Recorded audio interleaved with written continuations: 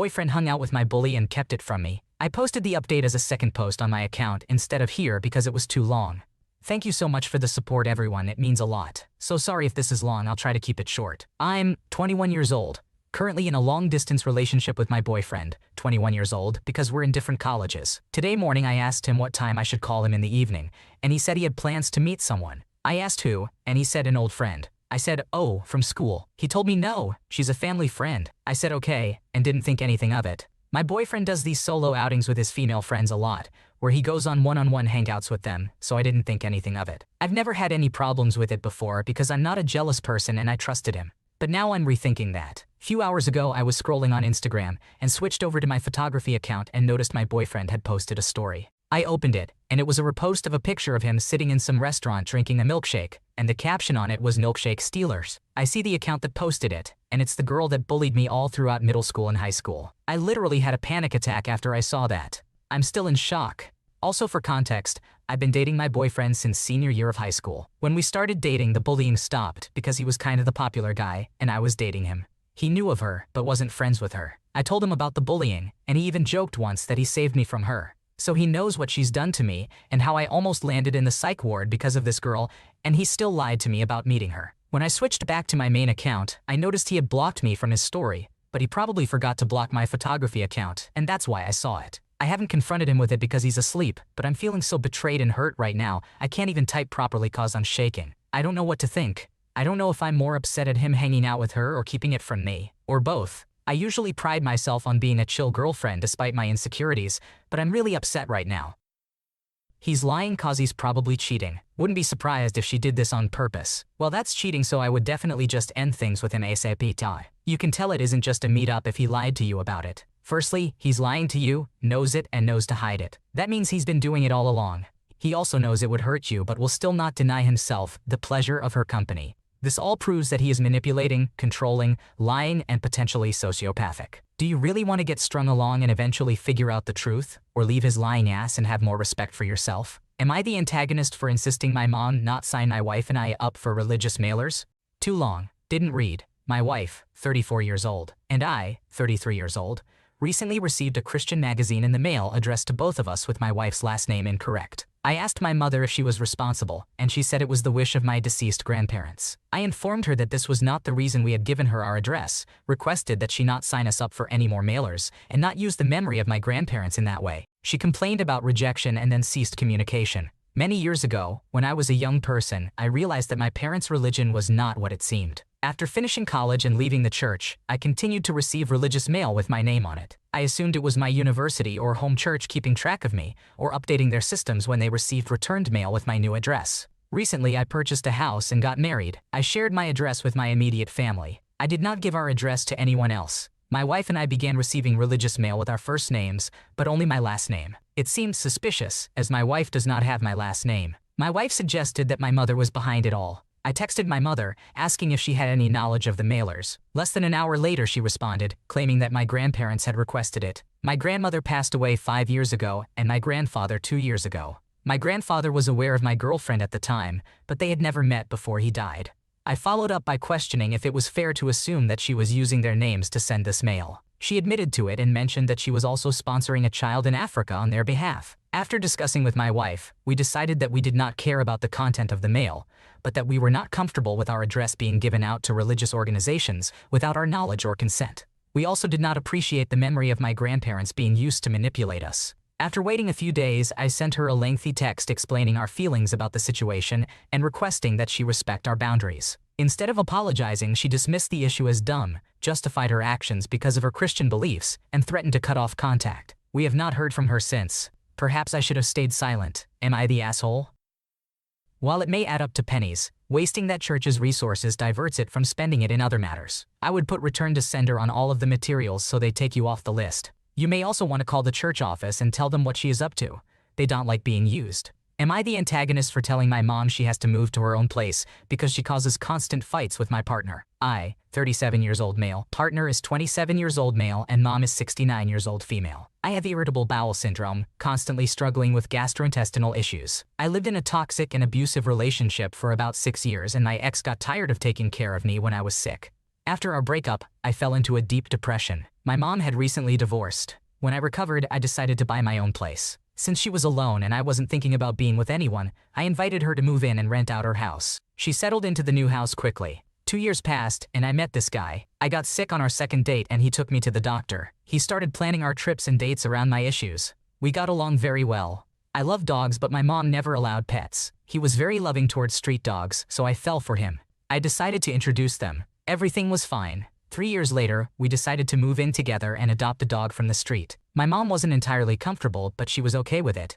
My boyfriend was diagnosed with a mental illness related to psychosis, but he was stable as long as he took his medication. When we adopted our second dog, my mom started to complain about the hair, smell, and contaminated food. Their relationship started deteriorating. She would criticize everything he did, and even when he was sick, she was horrible with him, saying his food was gross and that she didn't want anything from him. This led us to cooking separate meals, which put pressure on me as I work full-time, and he has a more flexible schedule to cook. Assisting my mom was overwhelming and stressful, which caused more fights over trivial matters. Their relationship worsened after we adopted a third dog. He began to respond loudly and throw things when provoked. I tried to mediate, but they only blamed each other, putting me in a difficult spot. My IBS worsened, his psychosis became more frequent, and my mom grew bitter. I had a nervous breakdown and started therapy. My doctor suggested living only with my partner, as my mom had chosen to remain single. I have 3 other siblings, and fights began to involve them as they would guilt-trip me for not defending my mom. I realized that their relationship was broken and that my mom should return to her house or rent a place with her own income.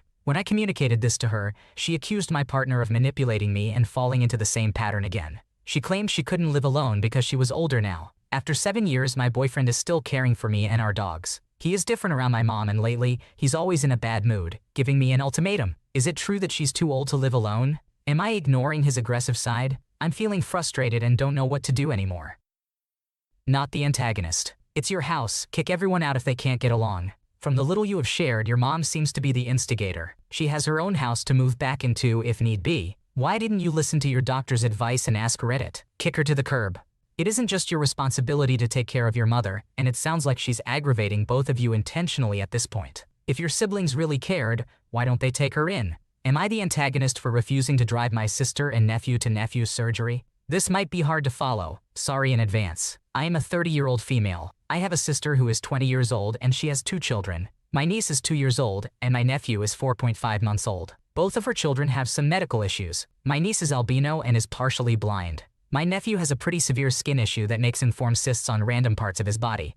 Now, I love my sister and I love my niece, but because my niece has disabilities, my sister has allowed that child to get away with absolutely everything, and she is an absolute terror. She kicks strangers, spits at people, bites, rips things out of your hands constantly. And don't you dare tell the kid to stop, because my sister will go postal on you because she's just a baby. She doesn't understand. Given this, I truly try to limit my contact as much as physically possible. She currently lives with my mother, with her children and her children's father. She does not work, and neither does the children's father. Neither of them have their license either. Now, my mom left to go visit her husband 2 weeks ago. He lives in his home country. He takes care of his sick mother but plans to move to the States following her passing. Usually she is only gone for a week, so my sister scheduled my nephew's surgery to have a cyst removed from a sensitive area for tomorrow, expecting our mother to be home in time to bring her. But my mother has decided she will not be returning for a while this time. She said she is enjoying her time without the added responsibilities of 2 adult children and their 2 kids. My sister called me and asked me if I would bring her to the surgery, and I said no. Not only would the drive time clock in at almost 5 hours for me, but I have 4 children myself, one being a 6-month-old. And to be blunt, I would rather chew my leg off than to be trapped in a vehicle or public space with my niece. She refuses to leave her daughter home with her boyfriend either, I did ask, because why would I do that? My kid is coming with me. So like I said no.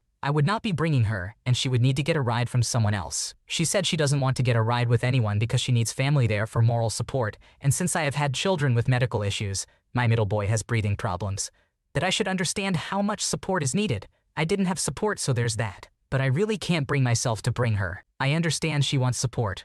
Surgery on a baby is scary, but I cannot bring myself to get my baby in a car for that long with my niece acting like a hellion, and she refuses to leave the kid at home. She has been crying ever since, saying I'm heartless. I'm torn, but I still say no. Am I the asshole?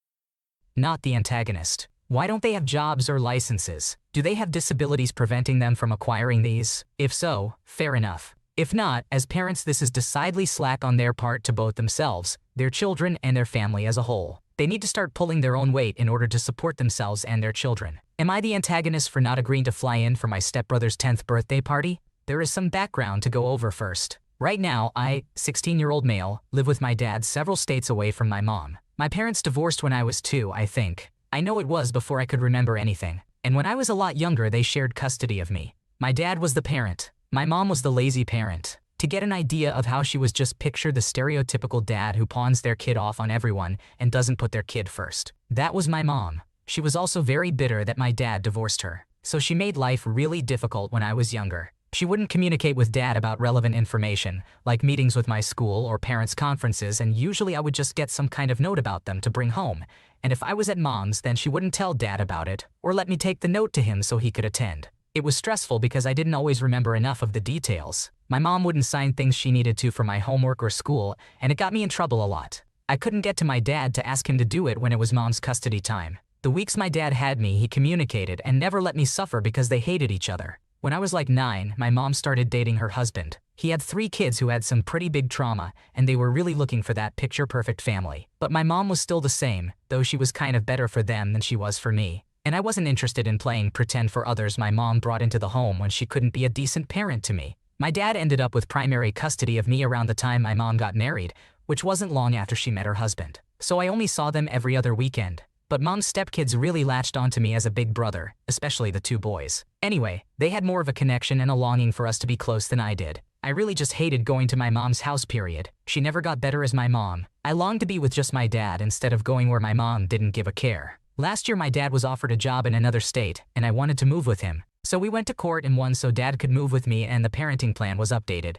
and I was given permission to choose whether I'd visit my mom at all. The long history and my strong feelings meant the judge didn't want to force it. My step-siblings were upset and asked me to live with them instead, but I just wanted to go. Now that my stepbrother is turning 10, he wants me to be at his party. So my mom called and told me her husband was willing to fly me in for the party, so the kids could see me, and especially the birthday boy. I said I didn't want to go and to save the money. Mom called me drama. Her husband called me 3 times since and berated me for saying no, when this means so much to his son. He said I should be really touched that his kids care that much about me instead of acting like a jerk. Am I the asshole?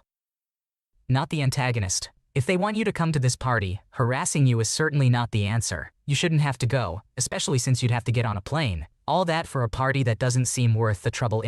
What is a 16-year-old meant to do at a 10-year-old birthday party when he doesn't even like the adults? Am I the antagonist for not giving my friend my bread recipe? I am a sourdough baker. I have been baking sourdough for 6 years since I was a senior in college in a teeny-tiny apartment, so to qualify it as a passion is nearly an understatement. Many of my friends bake too. Now I run an in-home bakery to make extra money on the side as a stay-at-home mom while my husband works, and we have been able to consistently pay our bills with the money this bread brings in. One of my closer friends wanted to start baking sourdough this past November. She asked if she could have some starter, which I normally sell, and I gifted it to her. She and I talk on the phone at least weekly, so I did not have an issue not charging her anything for it. In fact, until recently the thought did not even cross my mind. Only last week did my husband mention that it is strange for a friend to not offer to pay for services or products normally charged for. Either way, I gave her a jar and did not think twice. Life went on as normal. This particular friend is known as the vampire in our group. She will date a guy or become really good friends with someone, then just take parts of their personality as her own. Most of her hobbies came about this way, and it has made relationships difficult for her. She never had a successful loaf of bread after nearly 20 tries until I came to stay for a weekend and walked her through everything meticulously using the recipe she had been trying. Her bread is still inconsistent, which is very normal early on with sourdough, yet she kept bringing it up as her passion. A few days passed, and all of a sudden I see pictures of store-bought bread come up on her social media on the days I normally post promo shots or menus. I am not the Instagram police, but I just had a gut feeling that she was trying to be competitive about it because it has happened before with her and the original owners of her hobbies, for lack of a better phrase. I let it play out, and then I totally baited her. I told her on the phone one morning that I was waiting for my camera battery to charge because I needed to take pictures of some bread to post that day.